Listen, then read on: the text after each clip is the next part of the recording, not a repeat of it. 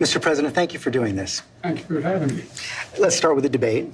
You and your team have said you had a bad night, but your friend Nancy Pelosi actually framed the question that I think is on the minds of millions of Americans. Was this a bad episode or the sign of a more serious condition? It was a bad episode. No indication of any serious condition. I was exhausted. I didn't listen to my instincts in terms of preparing, and I had a bad night. You know, you say you were exhausted, and I know you've said that before as well, but you came, and you did have a tough month, but you came home from Europe about 11 or 12 days before the debate, spent 6 days in Camp David. Why wasn't that enough rest time, enough recovery time? Because I was sick. I was feeling terrible. Matter of fact, the docs with me, I asked them if they did a COVID test because they were trying to figure out what was wrong. They did a test to see whether or not I had some infection, a virus. I didn't. They just had a really bad cold. And did you ever watch the debate afterwards? I don't think I did, no. Well, what I want to get at is what were you experiencing as you were going through the debate? Did you know how badly it was going? Yeah, look, the whole way I prepared, nobody's fault, mine. Nobody's fault but mine. I prepared what I usually would do, sitting down, as I did come back with foreign leaders or the National Security Council, for explicit detail. And I realized about partway through that, I get quoted, the New York Times had me down at 10 points before the debate, 9 now, or whatever the hell it is. The fact of the matter is that what I looked at is that he also lied 28 times. The way the debate ran, not my fault, no one else's fault. No one else's fault. But it seemed like you were having trouble from the first question in, even before he spoke. Well, I just had a bad night. You've had some bad interviews once in a while. I can't remember any, but I'm sure you did. I've had plenty. I guess the question, the problem is here for a lot of Americans watching is you've said, going back to 2020, watch me, to people who are concerned about your age. And, 50 million Americans watched that debate. It seemed to confirm fears they already had. Well, look, after that debate, I did 10 major events in a row, including until 2 o'clock in the morning after that debate. I did events in North Carolina. I did events in Georgia. Did events like this today. Large crowds, overwhelming response, no slipping. And so I just had a bad night. I don't know why. And how quickly did it come to you that you were having that bad night? Well, it came to me as having a bad night when I realized that even when I was answering a question, even though they turned his mic off, he was still shouting. And I let it distract me. I'm not blaming it on that. But I realized that I just wasn't in control. But part of the other concern is that this seems to have fit into a pattern of decline that has been reported on recently. New York Times had a headline on July 2nd, Biden's lapses are said to be increasingly common and worrisome. Here's what they wrote. People who have spent time with President Biden over the last few months or so said the lapses appear to have grown more frequent, more pronounced, and after Thursday's debate, more worrisome. By many accounts, as evidenced by video footage, observation, and interviews, Mr. Biden is not the same today as he was even when he took office 3.5 years ago. Similar reporting in the Washington Post and the Wall Street Journal. Are you the same man today that you were when you took office 3.5 years ago? In terms of successes, yes. I also was the guy who put together a peace plan for the Middle East that may be coming to fruition. I was also the guy that expanded NATO. I was also the guy that grew the economy. All the individual things that were done were ideas I had or I fulfilled. I moved on. And so, for example, well, that was true then. What's Biden done lately? Today, just announced 200,000 new jobs. We're moving in a direction that no one's ever taken on. I know you know this from the days in the government. I took on Big Pharma. I beat them. No one said I could beat them. I took on all the things we said we got done. We were told we couldn't get done. And part of it is what I said when I ran was I wanted to do 3 things. Restore some decency to the office, restore some support for the middle class instead of trickle-down economics, built from the middle out and the bottom up, the way the wealthy still do fine, everyone does better, and unite the country. But what has all that work over the last 3.5 years cost you physically, mentally, emotionally? Well, I just think it cost me a really bad night, a bad run. But, George, I'm optimistic about this country. I don't think we're a country of losers, that he points out. I don't think America's in tough shape. I think America's on the cusp of breaking through in so many incredible opportunities. This next term, I'm going to make sure we have straighten out the tax system. I'm going to make sure we're in a situation where we have health care for all people, where we're in a position where we have child care and elder care, free up, and all these things. The one thing I'm proudest of is, remember when my economic plan was put forward, a lot of the mainstream economists said it's not going to work. Well, guess what? We now have 16 Nobel laureates, 16 of them in economics, saying that Biden's next term would be, based on what he wants to do, enormous success. Trump's plan would cause a recession, would significantly increase inflation. I've made great progress, and that's what I plan on doing, and we can do this. I understand that, and I'm not disputing that. What I'm asking you is about your personal situation. Do you dispute that there have been more lapses, especially in the last several months? Can I run the 110 flat? No, but I'm still in good shape. Are you more frail? No. I know you Come spoke. keep my schedule. I know you spoke with your doctor after the debate. What did he say? He said, he just looked at me and said, "You're exhausted." I said, "Look, I have medical doctors travel me everywhere, every president does, as you know. Medical doctors, some of the best in the world, travel me everywhere I go. I have an ongoing assessment of what I'm doing. They don't hesitate to tell me if they think there's something wrong." I know you said you have an ongoing assessment. Have you had a full neurological and cognitive evaluation? I get a full neurological test every day with me. And I've had a full physical. I had, I've been at Walter Reed for my physicals. Yes, the answer is I know your doctor said he consulted with a neurologist. I guess I'm asking a slightly different question. Have you had the specific cognitive tests, and have you had a neurologist, a specialist, do an examination? no one said I had to. No one said, they said I'm good. Would you be willing to undergo an independent medical evaluation that included neurological and cognitive tests and release the results to the American people? Look, I have a cognitive test every single day. Every day I have that test. Everything I do. Not only am I campaigning, but I'm running the world. And that's not how it sounds like hyperbole.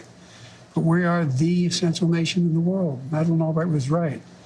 And every single day, for example, today, before I come out here, I'm on the phone with the Prime Minister of, anyway, I shouldn't get into detail, but with Netanyahu.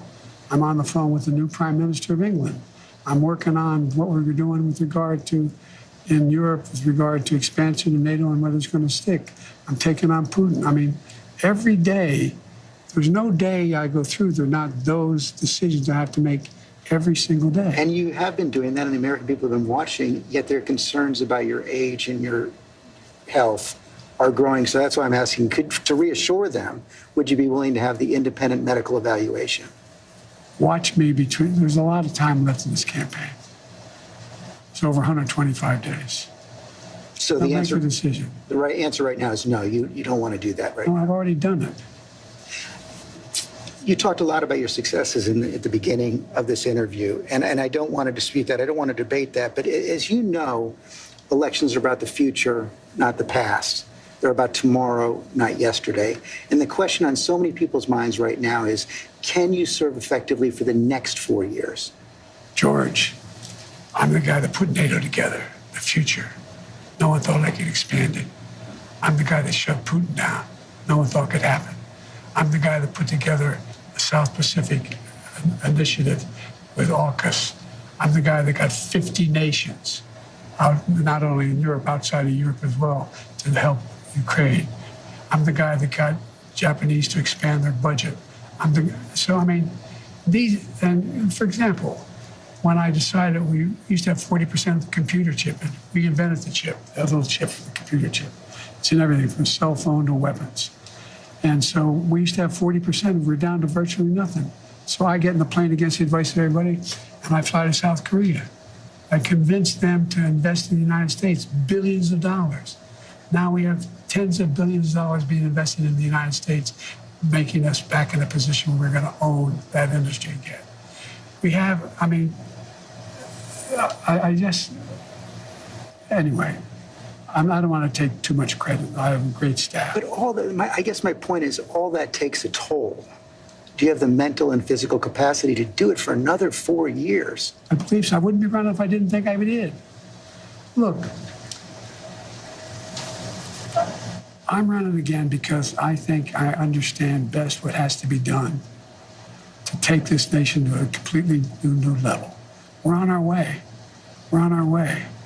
And look, the decision recently made by the Supreme Court on immunity, you know, the next president of the United States, it's not just about whether he or she knows what they're doing. It's not about a conglomerate of people making decisions. It's about the character of the president. The character of the president is going to determine whether or not this Constitution is employed the right way. Let me ask you a tougher, more personal question.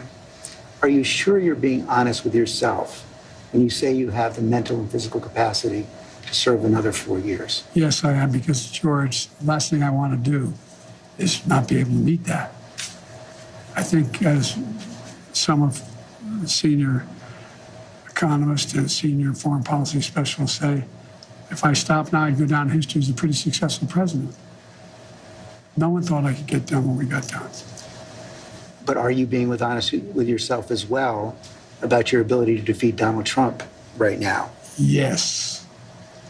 Yes, yes, yes. You say that, and let me challenge you. Sure. Because you were close, but behind going into the debate. You're further behind now by any measure. It's been a two-man race for several months.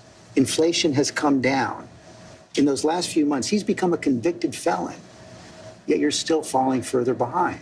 You guys keep saying that. George, you know polling better than anybody. Do you think polling data is accurate as it used to be? I don't think so, but I think when you look at all of the polling data right now, it shows that he's certainly ahead in the popular vote, probably even more ahead in the battleground states. And one of the other key factors there is it shows that in many of the battleground states, the Democrats who are running for Senate and the House are doing better than you are. Well, that's not unusual in some states. I carried an awful lot of Democrats last time I ran in 2020. Look, I remember them telling me the same thing in 2020. I can't win. The polls show I can't win. Remember 2020, the red wave was coming. Before the vote, I said, that's not going to happen. We're going to win. We did better in an off year than almost any incumbent president ever has done. They said in 2023, all the tough races, we're not going to win. I went into all those areas, all those districts, and we won. All that is true, but 2020 was a close race. And your approval rating has dropped significantly since then. I think the last poll I saw was at about 36%. The number of Americans who think you're too old to serve has doubled since 2020. Wouldn't a clear-eyed political calculus tell you that it's going to be much tougher to win in 2024? Not when you're running against a pathological liar. Not when he hadn't been challenged in a way that he's about to be challenged. Not when people... You've had months to challenge him. Oh, I sure had months, but I was also doing a hell of a lot of other things, like wars around the world, like keeping NATO together, like working... Anyway. But look... Do you really believe you're not behind right now? I think it's all the pollsters I talk to tell me it's a toss-up. It's a toss-up. And when I'm behind, there's only one poll I'm really far behind, CBS poll and NBC, and... New York Times and NBC both have you about 6 points behind in the popular vote. That's exactly right. New York Times had me behind before anything happened to do with this race. Had me behind 10 points. 10 points had me behind. Nothing's changed substantially in the debate, the New York Times poll. Just when you look at the reality, though, Mr. President, I mean, you won the popular vote in 2020, but it was still deadly close in the Electoral By College. 7 million votes. Yes, but you're behind now in the popular vote. I don't buy that. Is it worth the risk? I don't think anybody's more qualified to be president or win this race than me. You know, the heart of your case against Donald Trump is that he's only out for himself, putting his personal interest ahead of the national interest. How do you respond to critics who say that by staying in the race, you're doing the same thing? Oh, come on. Well, I don't think those critics know what they're talking about. They're just wrong? It's wrong. Look, Trump is a pathological liar. Trump is, he is. Have you ever seen anything Trump did that benefited somebody else, not him? You can't answer, I know. I've questioned him and his allies as persistently as any journalist has. No, I know you have. I'm not being Yeah. critical. Yeah. I'm not being critical. But look, I mean, the man is a congenital liar. As I said, they pointed out in that debate he lied 27, 28 times the times, or whatever number, over 20 times. Talk about how good his economy was, how he brought down inflation, how this is a guy who, unlike only other president other than him is Hoover, lost more jobs than he created. This is a guy who told us to put bleach in our arms to deal with COVID, with over a million people died. This is a guy who talks about wanting to get rid of the healthcare provisions we put in place. This is a guy who wants to give the power back to big pharma to be able to charge exorbitant prices for drugs. This is a guy who wants to undo every single thing I've done. Every single thing. I understand that, and I understand that's why you want to stay in the race, but have you convinced yourself that only you can defeat him? I convinced myself of two things. I'm the most qualified person to beat him, and I know how to get things done. If you can be convinced that you cannot defeat Donald Trump, will you stand down? It depends if the Lord Almighty comes out and tells me that, I might do that. Well, I mean, on a more practical level, Washington Post just reported in the last hour that Senator Mark Warner is assembling a group of senators together to try and convince you to stand down because they don't think you can win. Well, Mark is a good man. We've never had that. He also tried to get the nomination too. Mark's not. Mark and I have a different perspective. I respect him. And if Chuck Schumer and Hakeem Jeffries and Nancy Pelosi come down and say, we're worried that if you stay in the race, we're going to lose the House and the Senate, how will you respond? I go into detail with them. I've spoken to all of them in detail, including Jim Clyburn. Every one of them. They all said I should stay in the race. Stay in the race. None of the people said I should leave. But if they do? Well, it's like, they're not going to do that. You sure? Well, yeah, I'm sure. Look, I mean, if the Lord Almighty came down and said, Joe, get out of the race, I get out of the race, the Lord Almighty's not coming down. I mean, these hypotheticals, George, if all... But it's not that hypothetical anymore. I grant that they have not requested the meeting, but it's been reported... I've met with them. I've met with a lot of these people. I've talked with them regularly. I had an hour conversation with Hakeem. I had more time than that with Jim Clyburn. I spent time with many hours off and on the last little bit with Chuck Schumer. It's not like I had all the governors. I agree that the Lord Almighty is not going to come down, but if you are told reliably from your allies, from your friends and supporters in the Democratic Party, in the House and the Senate, that they're concerned you're going to lose the House and the Senate if you stay in, what will you do? I'm not going to answer that question. It's not going to happen. What's your plan to turn the campaign around? You saw it today. How many people do you draw crowds like I drew today? You find me any more enthusiastic than today? Huh? I mean, I don't think you want to play the crowd game. Donald Trump can draw big crowds. There's no question about that. He can draw a big crowd, but what does he say? Who does he have? I'm the guy supposedly in trouble. We raised $38 million within 4 days after this. We have over 1 million individual contributors. Less than $200. I've not seen what you're proposing. You haven't seen the fall off in the polls. You haven't seen the reports of discontent in the Democratic Party, House Democrats, Senate Democrats? I've seen it from the press. You know, I've heard from dozens of your supporters over the last few days, and a variety of views, I grant you that. But the prevailing sentiment is this. They love you, and they will be forever grateful to you for defeating Donald Trump in 2020. They think you've done a great job as president, a lot of the successes you outlined. But they are worried about you and the country, and they don't think you can win. They want you to go with grace, and they will cheer you if you do. What do you say to them? I say the vast majority are not where those folks are. I don't doubt there's some folks there. Have you ever seen a group at time when elected officials running for office aren't a little worried? Have you ever seen that? I've not. Same thing happened in 2020. Oh, Biden, I don't know, man. What's he going to do? He may bring me down. He may. Mr. President, I've never seen a president at 36% approval get reelected. Well, I don't believe that's my approval rate. That's not what our polls show. And if you stay in and Trump is elected and everything you're warning about comes to pass, how will you feel in January? I feel as long as I gave it my all and I did the goodest job as I know I can do. That's what this is about. Look, George, think of it this way. You've heard me say this before. I think the United States and the world is at an inflection point where the things that happen in the next several years are going to determine what the next 6, 7 decades look like. And who's going to be able to hold NATO together like me? Who's going to be able to be in a position where I'm able to keep the Pacific Basin in a position where we're at least checkmating China now? Who's going to do that? Who has that reach? Who knows all these? We're going to have, I guess, a good way to judge me is you're going to have now the NATO conference here in the United States next week.